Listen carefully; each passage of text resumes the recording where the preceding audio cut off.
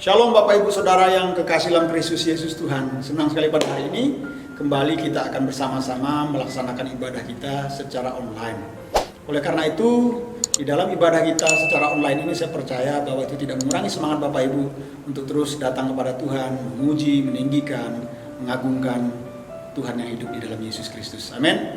Baik Bapak Ibu, persiapkan hati dan pikiran Bapak Ibu untuk kita bersama-sama melaksanakan ibadah kita pada hari ini secara online. Mari sebelumnya kita akan berdoa terlebih dahulu. Tundukkan kepala dan kita akan berdoa. Bapa di surga, kami kembali bersyukur, berterima kasih buat kesempatan yang indah pada hari ini. Kami masih diberikan kesempatan untuk kami boleh melaksanakan ibadah kami meskipun secara online.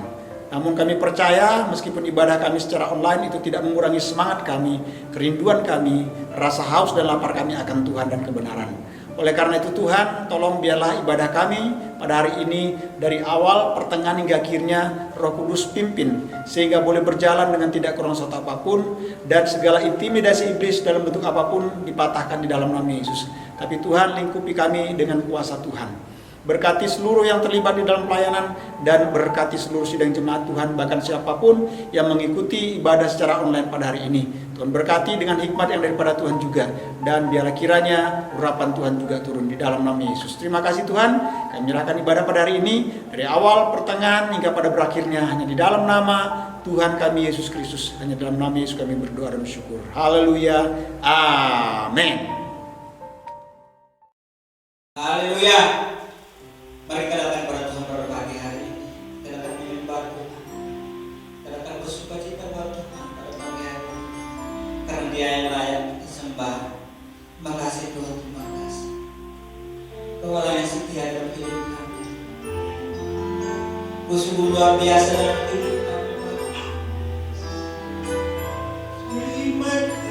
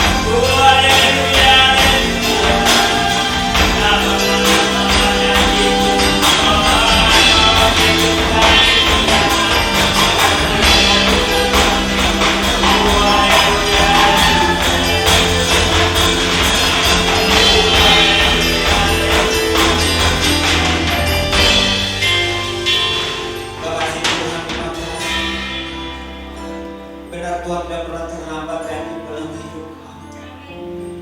Janji-Mu ya dan amin dalam hidup kami. Selalu janji-janji Tuhan terlaksana dalam hidup kami. Terima kasih Tuhan, terima kasih. Terima kasih Tuhan, terima kasih. Terima kasih Yesus. Dengan percaya Tuhan ada bersama-sama dengan Tuhan pada pagi hari ini. Menyegarkan setiap hati kami, memulihkan setiap hati kami. Terima kasih Tuhan, terima kasih. Mari sama-sama kita katakan kuasa-Mu terlebih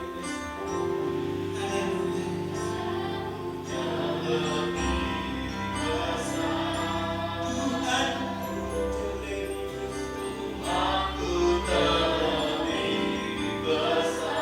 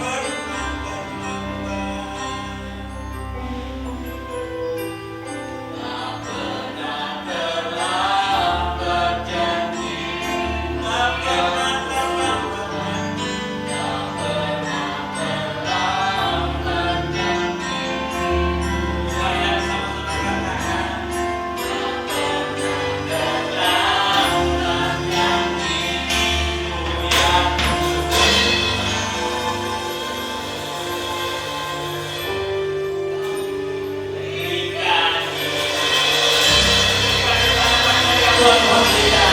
Haleluya, haleluya, haleluya. Terima kasih Tuhan, terima kasih buat pagi hari ini. Kami percaya apa yang kami lakukan Tuhan pada pagi hari ini sudah menyenangkan hati Tuhan. Sebentar kami akan mendengarkan kebenaran firman. Urapi Bapak Gembala kami akan menyampaikan kebenaran firman Tuhan. Urapi dan kekudusan yang daripada Tuhan.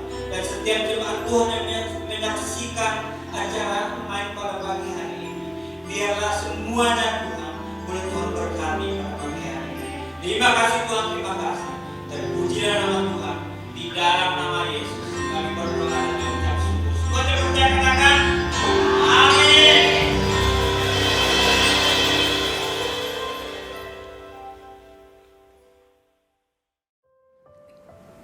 Haleluya, puji Tuhan. Saya yakin dan percaya bahwa Bapak Ibu Saudara sekalian sudah diberkati melalui pujian yang kita naikkan bersama-sama ke hadirat Tuhan pada hari ini sebagai suatu pengagungan kita kepada Tuhan yang hidup di dalam Kristus Yesus Tuhan. Amin. Baik Bapak Ibu, saatnya kita kembali akan belajar firman Tuhan pada hari ini. Oleh karena itu persiapkan hati dan pikiran Bapak Ibu untuk fokus kepada firman Tuhan yang akan bersama-sama kita pelajari mulai khotbah yang akan saya sampaikan, yang akan saya bagikan pada hari ini. Namun sebelumnya kita akan berdoa terlebih dahulu. Kita meminta Tuhan menolong kita untuk kita boleh mengerti, memahami, dan kita minta untuk Tuhan menolong kita untuk kita dapat menerapkan setiap kebenaran firman Tuhan ini di dalam kehidupan kita. Mari tundukkan kepala dan kita akan berdoa buat firman Tuhan. Bapa di surga, Bapa yang baik, kembali kami bersyukur dan berterima kasih buat kebaikan Tuhan di dalam hidup kami. Dan pada saatnya kami kembali akan belajar firman Tuhan. Dan kami percaya bahwa firman Tuhan adalah perkataan Tuhan. Firman Tuhan adalah isi hati Tuhan yang ingin disampaikan pada kami. Oleh karena itu berbicaralah kepada kami dan urapi kami dan berikan kami telinga seorang murid, hati seorang hamba yang siap mendengar dan siap menerima. Dan sanggupkan, mampukan kami untuk melakukan setiap perintah Tuhan di dalam hidup kami. Urapi kami segala intimidasi iblis yang ingin mengganggu konsentrasi kami belajar firman Tuhan, kami tolak, patahkan, hancurkan di dalam nama Yesus. Tetapi Roh Kudus naungi kami, Roh Kudus memimpin kami, memberikan hikmat yang dari surga, pengertian, pemahaman yang benar. Hamba yang akan menyampaikan, Roh Kudus pimpin, dan Roh Kudus tuntun hamba sehingga apa yang disampaikan itu betul-betul berasal dari isi hati Tuhan, bukan buah pikiran hamba sebagai manusia. Terima kasih, kami siap untuk belajar firman Tuhan. Berkati hamba, berikan hikmat urapan yang daripada Tuhan juga. Hanya di dalam nama Yesus kami bersyukur dan berdoa dan kami siap belajar firman Tuhan pada hari ini. Haleluya. Amin. Baik Bapak Ibu, langsung saja kita akan belajar firman Tuhan pada hari ini dengan diambil dari kitab Injil Lukas pasal yang kelima, ayat pertama sampai ayat yang ke-7, kemudian ayat 12 sampai ayat yang ke-13, dan ayat 17 sampai ayat yang ke-20. Mari Bapak Ibu, kita boleh simak bersama-sama ayat firman Tuhan ini, dan saya akan bacakan ayat firman Tuhan ini di dalam Injil Lukas pasal yang kelima dan seterusnya. Ayat pertama sampai ayat seterusnya. Pertama, penjala ikan menjadi penjala manusia. Pada suatu kali, Yesus berdiri di pantai danau Genesaret. Sedang orang banyak mengerumuni dia hendak mendengarkan firman Allah. Ia melihat dua perahu di tepi pantai. Nelayan-nelayan telah turun dan sedang membasuh jalanya. Ia naik ke dalam salah satu perahu itu, yaitu perahu Simon, dan menyuruh dia, yaitu Simon, supaya menolakkan perahunya sedikit jauh dari pantai. Lalu ia duduk dan mengajar orang banyak dari atas perahu.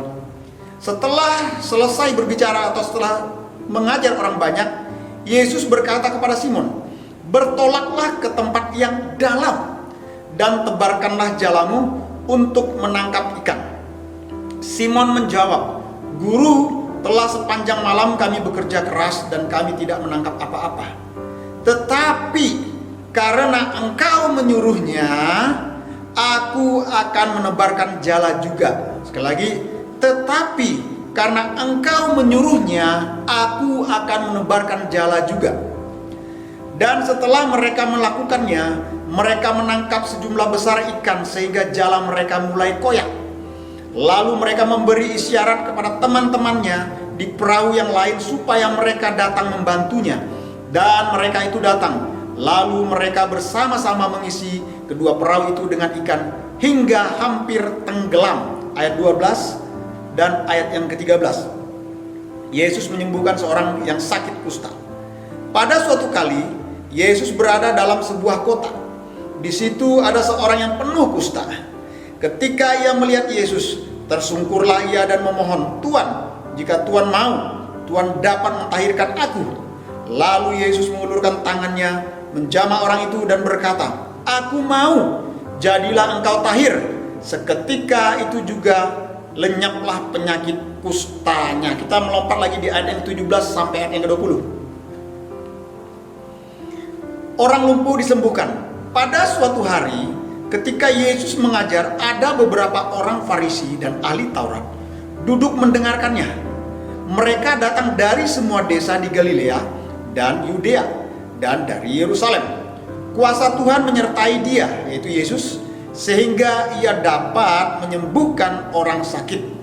Lalu datanglah beberapa orang mengusung seorang lumpuh di atas tempat tidur. Mereka berusaha membawa dia masuk dan meletakkannya di hadapan Yesus. Karena mereka tidak dapat membawanya masuk, berhubung dengan banyaknya orang di situ, naiklah mereka ke atap rumah, lalu membongkar atap itu dan menurunkan orang itu dengan tempat tidurnya ke tengah-tengah orang banyak, tepat di depan Yesus. Ketika Yesus melihat iman mereka, berkatalah ia, "Hai saudara, dosamu sudah diampuni." Amin. Nah Bapak Ibu, melalui pembacaan firman Tuhan yang sudah saya bacakan pada hari ini, maka judul firman Tuhan di dalam khotbah yang akan saya sampaikan pada hari ini, saya beri judul Yesus sanggup mengubahkan. Sekali lagi saya beri judul Yesus sanggup mengubahkan. Nah di dalam pembacaan firman Tuhan ini kita mendapati ada 3 gambaran yang firman Tuhan ungkapkan bagi kita pada hari ini.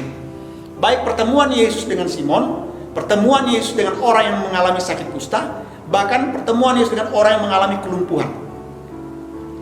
Nah, dari 3 gambaran dalam pembacaan firman Tuhan pada hari ini, maka saya mau katakan bahwa Yesus peduli kepada setiap pribadi.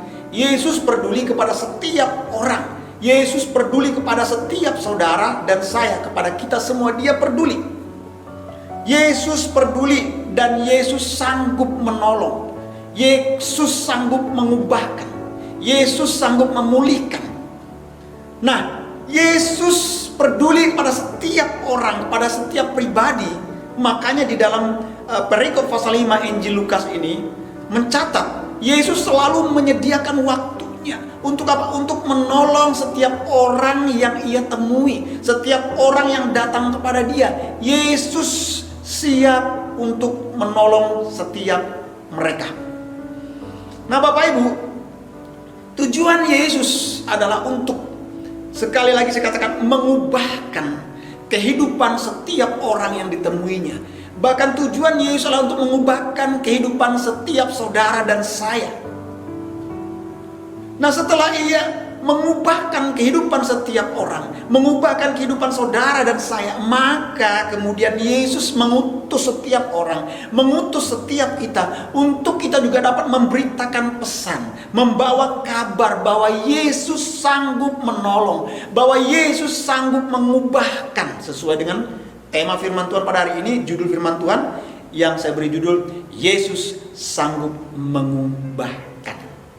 Nah, di dalam Injil Lukas pasal 5 ini menggambarkan pertemuan lagi Yesus yang mengubahkan pada setiap pribadi orang yang dijumpainya atau orang yang ditemuinya.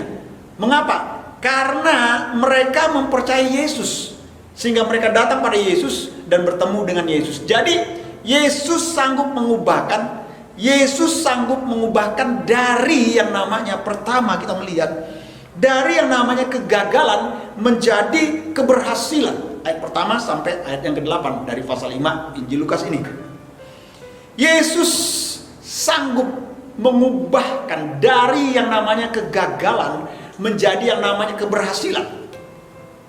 Nah, pada saat itu Yesus bertemu dengan Petrus yang sedang mendarat di tepi pantai dan membersihkan jala mereka. Setelah mereka sepanjang malam menjala ikan atau menangkap ikan, namun mereka tidak menangkap dan atau tidak membawa hasil yang maksimal bagi mereka. Bahkan mungkin mereka datang dengan tangan hampa, dengan tangan kosong. Berarti tidak seekor ikan pun mereka bawa pulang dari hasil tangkapan atau hasil mereka sebagai seorang nelayan sepanjang malam hari. Nah, memang cerita firman Tuhan ini udah sering kita mungkin baca, sering kita dengar melalui khotbah-khotbah yang ada. Namun kita kembali untuk mengingatkan kepada kita, di mana Injil Lukas ini mencatat bahwa Petrus dan teman-temannya telah menjala ikan sepanjang malam.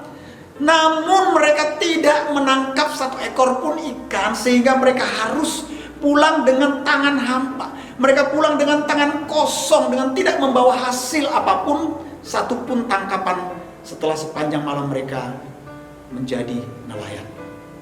Maksudnya setelah sepanjang malam mereka berusaha untuk menangkap ikan, namun mereka tidak membuahkan hasil apapun. Nah, pada saat mereka sudah berada di daratan, di pinggir pantai, pada waktu mereka mencuci jalan mereka, Yesus dan ada orang banyak mengikuti Yesus. Kemudian Yesus bertemu dengan Simon yang Petrus kita sebut, yaitu meminta Simon Petrus ini untuk bertolak agak ke tengah sedikit. Kemudian Yesus duduk di dalam perahu dan mengajar orang banyak yang ada di daratan. Kemudian setelah itu Yesus meminta kepada Simon Petrus ini untuk masuk lagi ke tengah laut, atau pergi lebih jauh lagi ke tempat daerah yang lebih dalam air lautnya. Nah, akhirnya waktu Yesus memerintahkan kepada Petrus dan teman-teman, akhirnya Petrus atau Simon ini melakukan apa yang diperintahkan oleh Yesus. Mereka akhirnya pergi agak ke bagian tengah daripada pantai pada saat itu, dari pinggir atau dari bibir pantai. Nah, kemudian waktu Yesus memerintahkan, mereka bertolak ke tengah. Setelah Yesus memerintahkan untuk bertolak ke tengah, akhirnya Petrus mengikuti.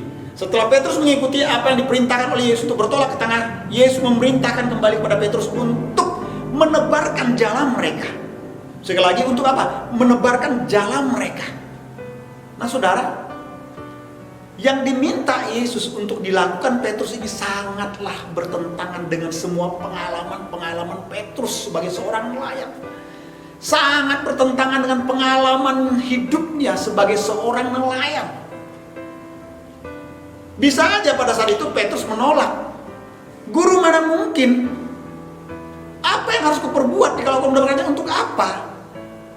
Karena sudah sepanjang malam aku menebarkan jalan namun tidak mendapatkan hasil, tidak membuahkan hasil apapun. Bisa saja Petrus menolak permintaan Yesus. Tetapi Petrus mau taat, makanya dikatakan karena engkau yang memerintahkannya, aku akan melakukannya. Karena engkau yang memerintahkannya. Untuk apa? Melakukan itu, dan dia menebarkan jala tersebut. Nah, pada saat Petrus menebarkan jalanya, apa yang terjadi?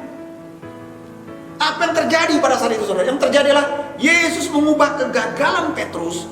Yesus mengubah kegagalan Petrus dan teman-teman menjadi keberhasilan yang tidak pernah dibayangkan oleh Petrus atau Simon dan teman-temannya. Bahkan itu pun saya percaya belum pernah terjadi selama Petrus atau selama Simon dan kawan-kawan menjadi seorang nelayan. Saya percaya itu belum pernah terjadi. Maka dikatakan sampai hampir koyak jalan mereka, bahkan yang memanggil temannya untuk mendekat dan mengisi perahu mereka dengan tangkapan ikan dalam jumlah yang begitu besar, bahkan sampai hampir tenggelam. Bayangkan, saudara. Jadi di sini kalau kita melihat kuncinya di sini adalah iman. Iman Petrus. Yang mana dia mengatakan karena engkau yang menyuruhnya. Ini kan suatu tindakan iman. Ya karena Tuhan yang menyuruh, ya udah lakukan aja. Kalau bukan Tuhan, aku tidak lakukan. Kenapa? Berdasarkan logika, berdasarkan pengalaman dia hidup sebagai seorang nelayan. Tidak mungkin. Tapi ya karena aku beriman. Karena engkau yang mau memerintahkan, oke, aku laksanakan. Karena engkau yang mau memerintahkan, aku percaya. Terjadi. Karena apa? Karena engkau menyuruhnya. Karena engkau yang memerintahkannya. Nah, inilah yang membuat kegagalan Simon Petrus dan teman-teman menjadi keberhasilan, yaitu kuncinya adalah iman Petrus. Sekali lagi, kuncinya adalah imannya Petrus. Jadi Bapak Ibu, perubahan dapat terjadi kalau ada iman di dalam diri kita.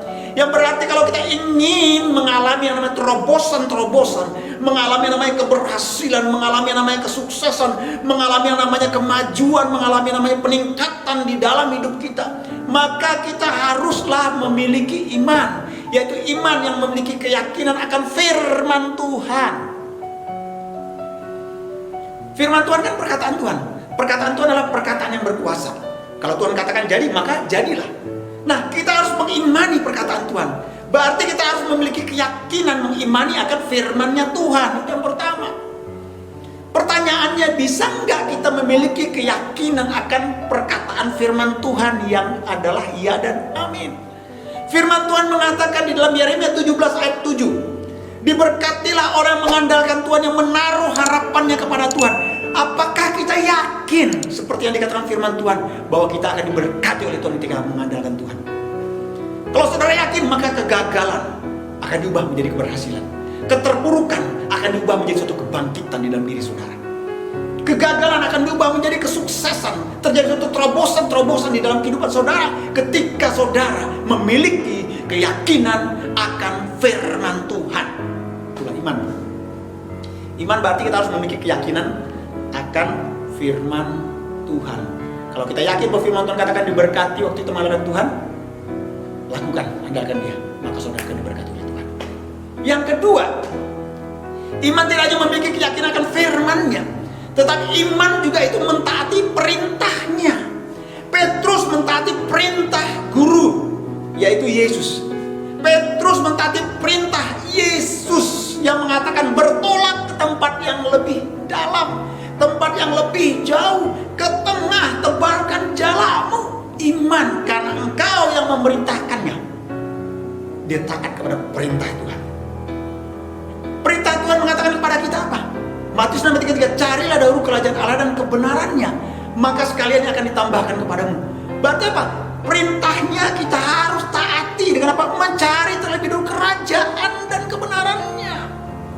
Bukan mengejar yang ditambahkan ditambahkan ya, bukan berarti juga kita tidak bekerja, ya, tidak berusaha, tidak beraktivitas untuk mendapatkan suatu hasil yang terbaik dalam diri kita. Enggak, kita tetap ada usaha. Tetapi bukan itu yang menjadi prioritas utama kita. Yang prioritas utama kita mencari kerajaan Allah, mendahulukan, mengutamakan Allah terlebih dahulu dalam hidup kita. Artinya kita harus terlebih dahulu membangun hidup kita, membangun mesbah kita, membangun hubungan kita terlebih dahulu dengan Tuhan, baru kita melakukan selebihnya, dan sisanya biarkan Tuhan yang mengatur. Sehingga dari kegagalan Tuhan akan membuat suatu keberhasilan, kesuksesan, dan terobosan-terobosan yang baru dalam hidup kita. Mentaati perintahnya. Namun banyak masalahnya adalah orang tidak mau mentaati perintahnya. Yang dicari, yang ditambahkan dulu, bukan kebenarannya. Petrus buktinya, dia tidak mencari yang ditambahkan terlebih dahulu karena dia tahu pengalaman dia. Sepanjang malam tidak menghasilkan satupun, tidak menghasilkan suatu buah hasil yang menyenangkan bagi dia untuk dibawa pulang mungkin ke rumahnya. Tapi dia taat kepada perintah guru, perintah Yesus. Artinya apa? Dia mentaati apa yang dikatakan oleh Yesus. Nah, ketika kita mentaati apa yang dikatakan Yesus, mencari terlebih dahulu kerajaannya, yaitu membangun hubungan terlebih dahulu dengan Dia, baru kita melakukan aktivitas kita, maka di situ keberhasilan akan terjadi, terobosan akan terjadi, kesuksesan akan terjadi, peningkatan akan terjadi. Makanya itu lakukan, yaitu taati setiap perintah Tuhan, sekecil apapun perintah itu, taati di dalam kehidupan kita. Yang ketiga, iman itu tidak hanya memiliki keyakinan akan firman-Nya, mentaati perintahnya, tetapi juga dikatakan kita harus kuat, kita harus tabah dalam setiap ujian, dalam setiap pencobaan yang datang dan terjadi di dalam kehidupan kita. Makanya dalam 1 Korintus 10 ayat 13 mengatakan pencobaan-pencobaan yang kamu alami adalah pencobaan biasa, yang tidak melebihi kekuatanmu sebagai manusia. Apabila engkau dicobai, Ia adalah Allah yang setia dan adil. Dia akan memberikan kepadamu jalan keluar, memberikan kekuatan, memberikan pertolongan, memberikan jawaban bagi kita. Jadi kita harus tabah dalam setiap pencobaan atau setiap ujian, setiap tantangan yang datang dan terjadi dalam kehidupan kita saat ini. Bahkan mungkin saat ini karena kita sedang mengalami yang namanya pandemi, ya. Pandemi apa? COVID-19 ini, sehingga membuat segala sesuatunya terhambat. Bahkan secara khusus kita di Pulau Bali yang hidup yaitu dari pariwisata, lebih banyak itu dari pariwisata. Nah, kalau pariwisata terjadi penurunan, maka juga perekonomian ada di Pulau Bali ini pun juga akan terjadi penurunan, sehingga itu berdampak kepada segala bidang yang ada di Pulau Bali di mana kita tinggal berada saat ini. Bahkan bukan hanya Pulau Bali, bahkan di pulau-pulau yang lain, kota-kota yang lain pun pasti akan mengalami dampak dari wabah virus corona ini. Nah, saya mau katakan saudara, ketika kita dapat melalui itu, dapat menghadapi semua itu, maka ada kemuliaan Tuhan akan dinyatakan di dalam hidup kita. Saudara lihat Ayub, ia mengalami, ia melewati ujian, cobaan yang begitu berat di dalam hidup dia. Apa yang terjadi? Allah memuliakan, Allah mengangkat dia. Ya kan? Allah kembali meninggikan Ayub. Dengan apa? Memberkati kembali kehidupan Ayub dengan 2 kali lipat daripada sebelumnya. Bayangkan saudara, ia tabah, ia harus kuat menghadapi cobaan ujian yang datang atas izin Allah dalam kehidupannya. Begitu juga Yusuf, dia kuat, dia tabah, dia sudah berusaha tetap setia kepada Tuhan, tapi dia tetap mengalami nama ujian, mengalami nama cobaan. Tetapi waktu dia melalui itu dengan tabah, melalui dengan sabar, apa yang terjadi saudara? Tuhan mengangkat dia, ia dimuliakan. Bayangkan, dia menjadi orang yang berkuasa di tanah Mesir setelah Raja Firaun, dan dia adalah orang yang berkuasa kedua setelah Firaun. Bayangkan Bapak Ibu sekalian, saudara lihat, Bapak Ibu lihat, bayangkan, itulah iman. Kalau kita memiliki iman di dalam Kristus, di dalam Yesus, maka kita akan tabah, kita akan kuat menghadapi setiap pencobaan, kita akan tabah dan kuat menghadapi setiap ujian-ujian yang datang dan terjadi dalam kehidupan kita. Dan kita harus tahu, dan Tuhan lebih tahu, bahwa ujian yang datang dan diizinkan terjadi itu sebagai sebuah proses. Dan di balik ujian cobaan itu Dia akan memberikan jalan keluar, kekuatan, pertolongan bagi kita. Dan Dia akan menyatakan keajaibannya di dalam setiap kehidupan kita ketika kita melalui semua itu. Iman juga menolak, ya, menolak kita atau apa? Untuk yang mengajarkan kepada kita untuk menolak yang namanya kenikmatan daripada dosa. Kenikmatan dosa yang membawa kita kepada kehancuran. Kenikmatan-kenikmatan dosa yang membuat kita jauh daripada Tuhan. Itulah iman. Iman kepada Yesus sehingga membuat kita takut akan Yesus untuk mencemarkan atau menyakitkan hati Yesus dengan perbuatan dosa. Nah, sehingga saya katakan sekali lagi, kegagalan dapat dikatakan diubahkan oleh Tuhan menjadi keberhasilan di dalam kehidupan kita. Kalau saya melihat di dalam proses kehidupan saya, di dalam rumah tangga saya, waktu kami membangun rumah tangga kami dari tahun 2000, awal tahun 2000 itu, kami menghadapi begitu banyak tantangan. Kami menghadapi begitu banyak kesulitan, kekurangan. Kami menghadapi begitu berat cobaan, ujian. Saya tahu mungkin Bapak Ibu ada yang lebih berat daripada kami, tapi bagi kami itu lebih berat bagi kami. Kami karena tidak terbiasa dengan hal tersebut, kami mengalaminya. Dan kami tahu itu sebagai sebuah proses, sebuah ujian yang Tuhan izinkan untuk memproses kami, membentuk kami, untuk kami menjadi seperti saat sekarang ini. Nah Bapak Ibu, ketika kita tabah, ketika kita kuat, dan kita mengasingkan diri kita dari kenikmatan-kenikmatan dosa. Bukan kenikmatan dunia, beda ya dengan kenikmatan dosa. Tapi kenikmatan dunia yang membawa pada dosa itu yang harus kita jauhi. Tapi kalau kenikmatan dunia yang Tuhan menciptakan, Tuhan jadikan seperti pemandangan, ya kan, yang indah, alam yang segar, itu kita nikmati tidak jadi masalah. Itu bukan suatu dosa gitu loh, bukan suatu dosa. Tetapi kenikmatan dosa yang membuat kita jauh dari Tuhan itu perbuatan-perbuatan yang tidak berkenan di hati Tuhan. Itu perbuatan-perbuatan tercela. Sama seperti yang dikatakan Galatia, di mana di situ berbicara tentang kedagingan, itu dosa. Nah Bapak Ibu saudara sekalian, yang kedua, Yesus tidak hanya sanggup mengubahkan dari kegagalan menjadi keberhasilan, tetapi Yesus juga sanggup mengubahkan dari sakit penyakit dan mengalami yang namanya kesembuhan atau mengalami yang namanya pemulihan. Di ayat yang ke-12 sampai ayat yang ke-13 yang kita baca, di mana bagian ayat itu mencatat tentang seorang yang membutuhkan kesembuhan karena orang tersebut yaitu menderita sakit kusta. Sekali lagi, orang tersebut menderita penyakit kusta. Yang kita tahu bahwa penyakit kusta pada saat itu belum ada obatnya.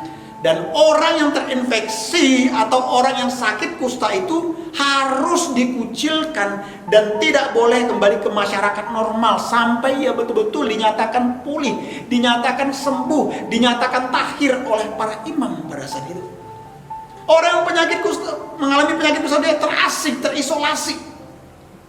Tidak bisa bertemu dengan istri, suami, anak, orang tua dan sebagainya, tidak bisa. Tidak bisa bertemu dengan tetangga kiri kanan, tidak bisa.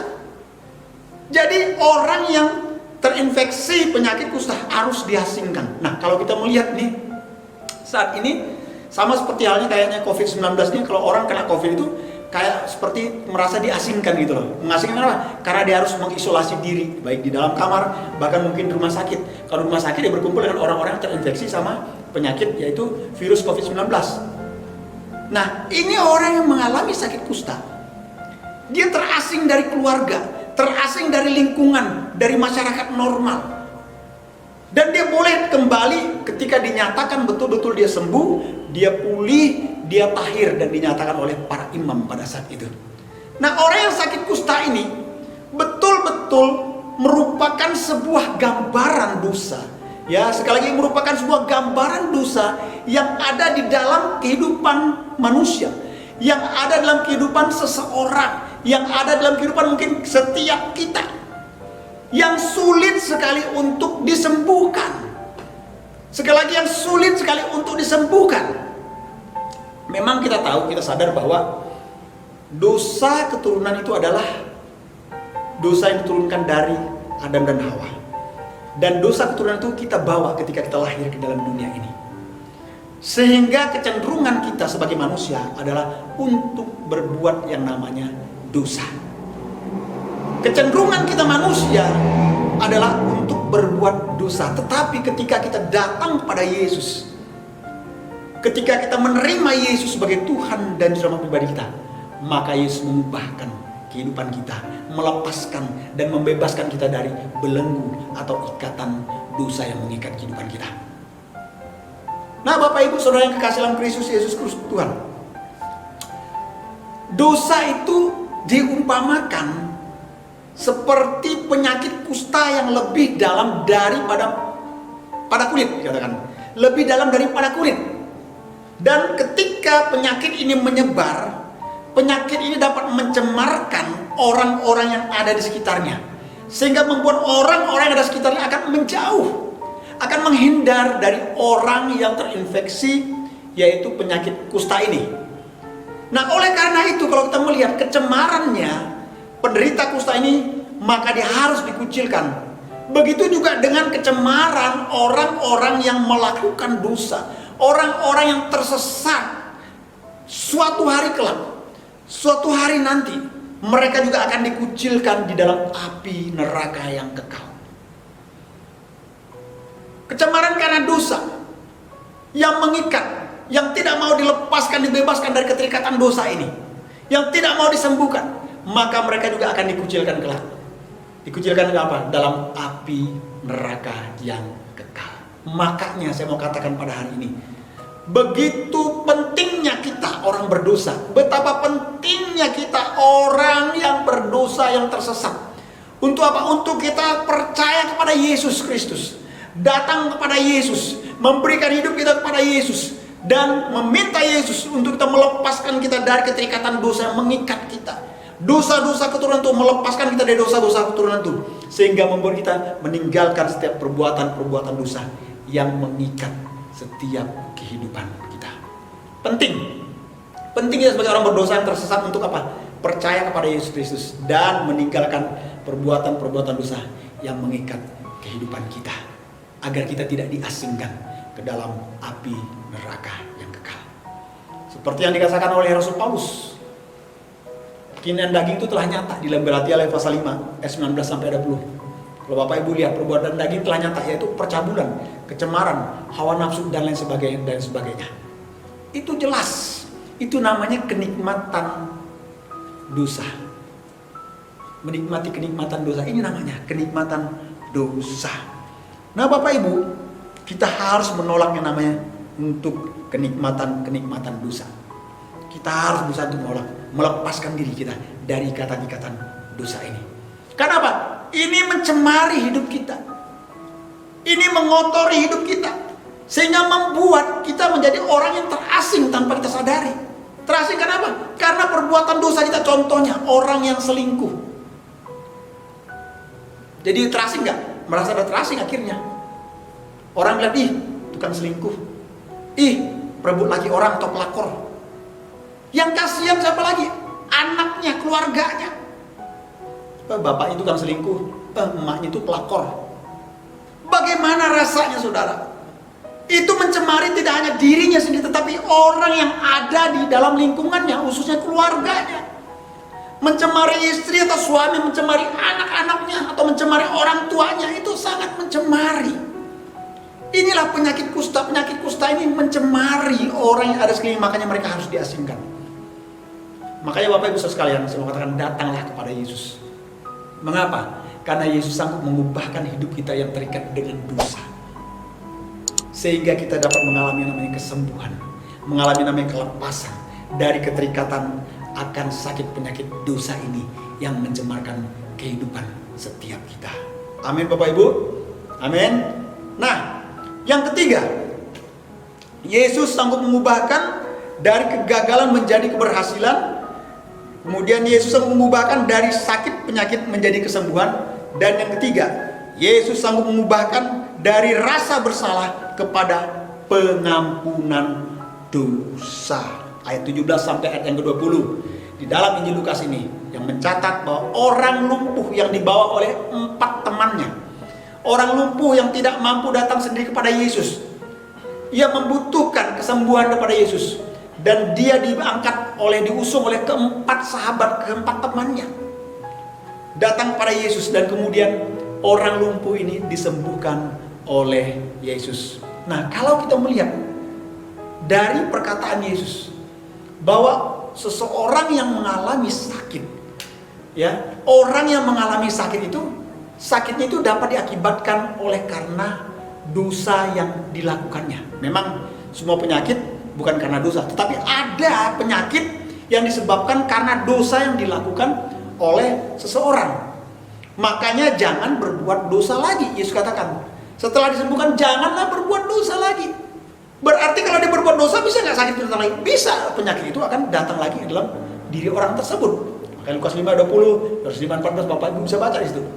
Nah, jadi di sini Tuhan Yesus menuntut agar setiap orang, agar semua orang yang percaya kepada Yesus itu untuk berhenti berbuat dosa, untuk berhenti hidup di dalam dosa.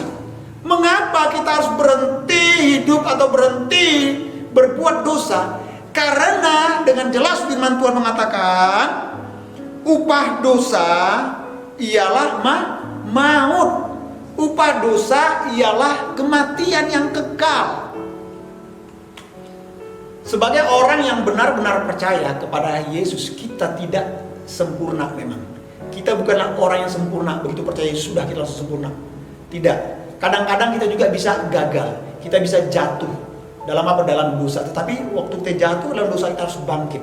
Kita minta pertolongan Tuhan untuk melepaskan kita. Jangan sampai kita jatuh dan kita biarkan terus tergeletak diri kita. Tetapi kita harus datang pada Tuhan.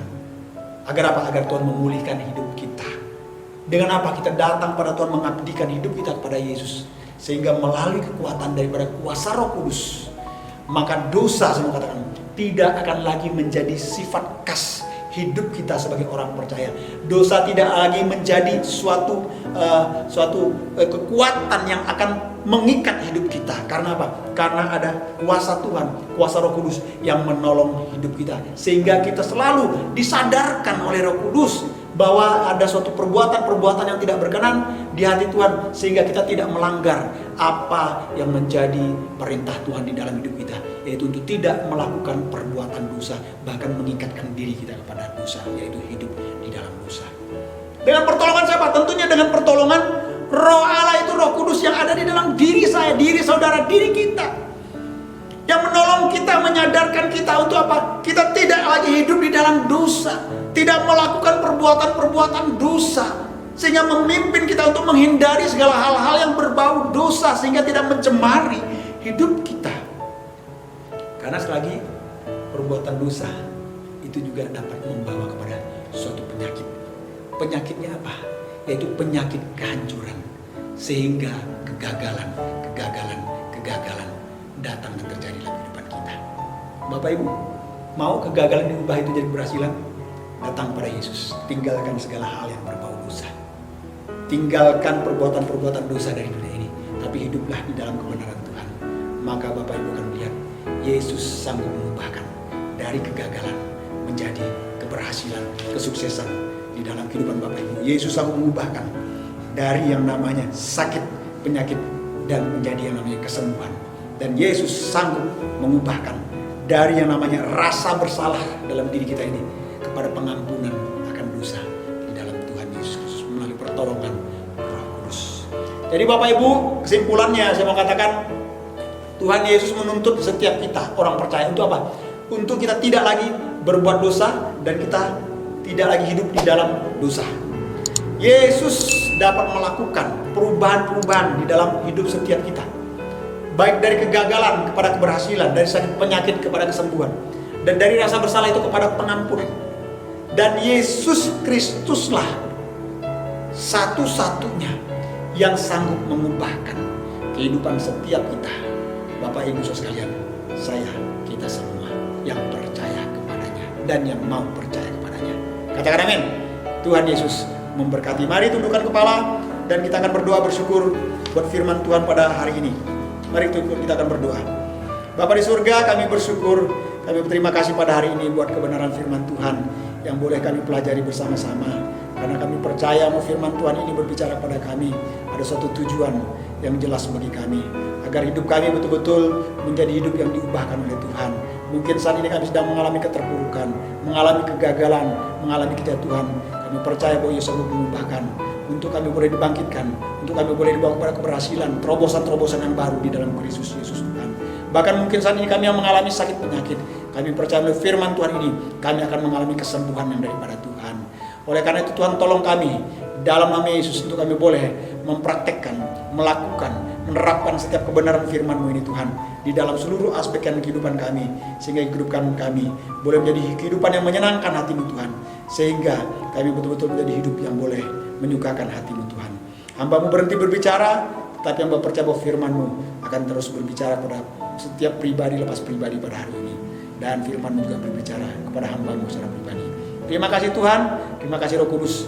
Bila sekali lagi firman ini boleh tertanam di dasar hati kami yang paling dalam, dan boleh berakar, bertumbuh, dan kami boleh menghasilkan buah kehidupan yang mempermuliakan nama Tuhan kami Yesus Kristus. Terpuji nama-Mu Tuhan. Di dalam nama Yesus kami bersyukur dan berdoa buat firman Tuhan pada hari ini. Haleluya. Amin. Haleluya. Kita selamat buat Tuhan pada pagi hari ini. Haleluya Yesus. Haleluya. Pada pagi hari ini kamu dapat memuji Tuhan, bersyukur pada Tuhan, karena Tuhan sungguh besar dalam hidup kami. Tuhan luar biasa dalam hidup kami pada pagi hari ini. Kita berdoa beribadah buat Tuhan kita.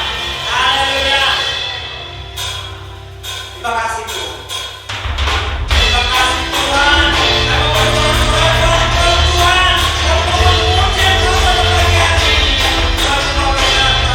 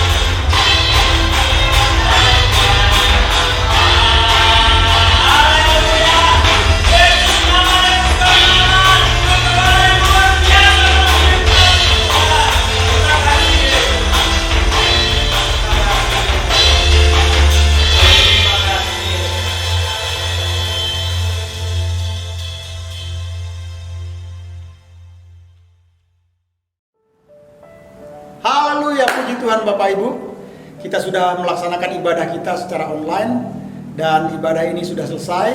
Kita bersyukur karena Tuhan sudah menolong kita dari awal pertengahan hingga pada akhirnya. Dan pada akhir ibadah ini kita akan mengakhiri ibadah kita dengan doa dan doa berkat. Namun sebelum saya memimpin kita semua di dalam doa, saya akan menambahkan terlebih dahulu satu pengumuman.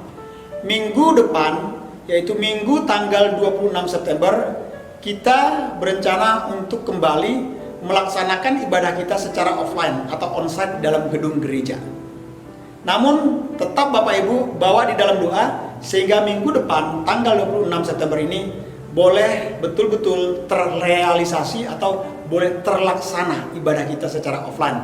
Tapi ada juga secara online. Karena secara online itu untuk bapak-bapak atau ibu-ibu yang sudah usia di atas 60 tahun atau usia 55 tahun ke atas. Nah, oleh karena itu mari Bapak Ibu dukung terus di dalam doa sehingga ibadah minggu depan tanggal 26 September ini boleh terlaksana. Tunggu kabarnya, kabar baiknya atau berita baiknya di WhatsApp group, yaitu grup kita di mana belajar firman Tuhan bersama dalam grup Pendeta Charles Agustinus Nanuru. Nanti itu akan saya umumkan kembali di grup Pendeta Charles dan Bapak Ibu boleh lihat di situ bahwa kita akan melaksanakan pada tanggal 26 September secara offline, onsite dalam gedung gereja, atau kita tunda lagi. Tapi kita tetap berharap minggu depan boleh terlaksana. Amin. Kita terus bawa di dalam doa. Bapak Ibu dukung juga di dalam doa. Mari tundukkan kepala, kita akan berdoa dan bersyukur dan mengakhiri ibadah kita pada hari ini. Segala pujian syukur hanya bagimu Tuhan, sebab hanya Yesus Tuhan yang layak ditinggikan, dimuliakan, layak dipuji, dipuja dan disembah. Pada hari ini kami bersyukur, kami berterima kasih Tuhan, kami boleh kembali melaksanakan ibadah kami meskipun secara online, dan itu tidak mengurangi semangat kami, kerinduan kami akan Tuhan dan haus lapar akan kebenaran firman-Mu Tuhan. Terima kasih Tuhan, terima kasih berseluruh rangkaian ibadah pada hari ini, dari awal, pertengahan hingga akhirnya. Roh Kudus sudah pimpin tolong kami sehingga boleh berjalan dengan tidak kurang satu apapun. Dan kami kembalikan semua kemuliaan hormat hanya untuk Tuhan kami Yesus Kristus. Dan akhirnya pada ibadah ini kami mau terlebih dahulu berdoa Tuhan buat rencana kami di mana tanggal 26 September minggu yang akan datang kami akan kembali membuka ibadah kami secara offline, yaitu onsite di dalam gedung gereja. Tuhan tolong segala sesuatunya, persiapan-persiapannya. Tuhan tolong lingkungan setempat. Biarlah kiranya kepala lingkungan boleh tetap mengizinkan kami kembali untuk membuka ibadah secara offline di tempat ini. Tuhan berkati, Tuhan jamah di dalam nama Yesus. Segala kendala halangan Tuhan tolong angkat di dalam nama Yesus. Dan hamba berdoa buat seluruh sidang jemaat Tuhan, ketika ibadah secara offline dilaksanakan kembali, Tuhan tolong biar kami sebagai jemaat Tuhan, umat Tuhan, untuk tetap kami melakukan yang namanya protokol kesehatan dengan ketat. Dan kami juga boleh betul-betul menjaga kesehatan kami dengan baik, sehingga waktu kami melaksanakan ibadah secara offline, kami boleh dalam keadaan tubuh yang sehat dan kuat dengan tidak kurang satu apapun. Terima kasih Tuhan, terima kasih. Kami berdoa menyerahkan kerinduan kami ini ke dalam tangan kasih Tuhan pada tanggal 26 September untuk melaksanakan ibadah secara offline kembali. Dan secara online tetap akan dilaksanakan Tuhan untuk saudara-saudara kami di usia di atas 55 tahun ke atas yang tidak dapat mengikuti ibadah bersama dengan kami karena dibatasi umur. Oleh karena itu Tuhan tolong berkati saudara-saudara kami ini boleh tetap mengikuti ibadah secara online di dalam nama Tuhan Yesus Kristus. Terpuji namamu Tuhan, di dalam nama Yesus kami bersyukur dan berdoa. Kami berdoa buat bangsa dan negara kami, berkati bangsa dan negara kami, pulihkan bangsa dan negara kami. Tolong bangsa dan negara kami Tuhan untuk keluar dari keterpurukan karena wabah virus corona ini. Berkati kota di mana kami berada, karena di mana kami mengejakkan kaki kami, di situ kesejahteraan kami juga Tuhan bagi kota kami. Kami berdoa di dalam nama Tuhan Yesus Kristus. Berkati umat Tuhan sepanjang 1 minggu ke depan. Berkati dengan kesehatan, kekuatan, damai sejahtera, sukacita, perlindungan. Berkati dengan keberhasilan yang daripada Tuhan. Sehingga apa yang dilakukan dikerjakan, Tuhan buat maju dan terjadi peningkatan. Tuhan berkati di dalam nama Yesus. Berkati dengan perlindungan padamu Tuhan. Sehingga merebahaya maut kecelakaan itu apapun, kuasa kegelapan, rencana jahat manusia, tangan jahat manusia, bahkan wabah ini dijauhkan, tolak patahkan dalam nama Yesus. Tapi tutup bungkus dengan kuasa darah anak domba Allah. Malaikat Tuhan memagari membentengi kehidupan umat Tuhan. Berkati kami semua dengan damai sejahtera sukacitamu Tuhan. Terpuji namamu Tuhan. Dalam nama Yesus kami bersyukur dan berdoa. Saudara, angkatlah kedua tangan saudara dan arahkanlah hati saudara kepada Tuhan. Terimalah berkat yang menjadi janji Tuhan dalam kehidupan Bapak Ibu sekalian, dalam kehidupan kita sekalian, yang diturunkan oleh Abraham, Ishak dan Yakub. Biar itu datang dan terjadi dalam kehidupan Bapak Ibu sekalian. Tuhanlah penjagamu, Tuhanlah naunganmu. Di sebelah tangan kananmu matahari tidak menyakiti engkau pada waktu siang, atau bulan pada waktu malam. Tuhan akan menjaga engkau terhadap segala kecelakaan, Ia akan menjaga nyawamu. Tuhan akan menjaga keluar masukmu dari sekarang sampai selama-lamanya. Terimalah dan bawalah berkat yang daripada Allah Bapa, kasih karunia kecintaan daripada Putra yang tunggal Tuhan Yesus Kristus, serta pertolongan, penghiburan, kekuatan daripada kuasa Roh Kudus yang akan menyertai saudara dan saya mulai hari ini, esok sampai Maranatha, sampai Tuhan Yesus datang kali kedua, menjemput kita semua di awan-awan. Sama-sama yang percaya dikatakan amin. Tuhan Yesus memberkati. Shalom Aleichem, Besem Hamasiah.